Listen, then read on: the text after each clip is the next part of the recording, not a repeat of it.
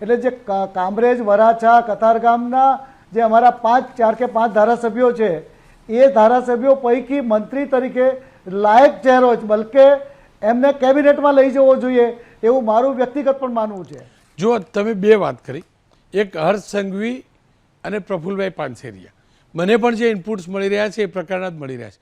પણ જો હર્ષ સંઘવીને કેબિનેટમાં લઈ જવામાં આવે તો શું હોમ મંત્રાલય એમની પાસે રહે, અને પ્રફુલભાઈને જો કેબિનેટમાં પ્રમોશન મળે તો જ તેમને કયું મંત્રાલય મળે તમારા હિસાબથી?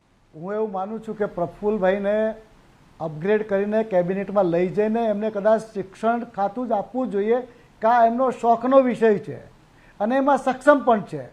હર્ષને કેબિનેટમાં લઈ જવામાં કંઈ ખોટું નથી. હર્ષનું સમીકરણ જુદું છે. હર્ષનું માત્ર સાઉથ ગુજરાત નથી, ઉત્તર ગુજરાત પણ એની સાથે સંકળાયેલું છે. એટલે હર્ષને અને પ્રફુલ્લને બેને સાથે તમે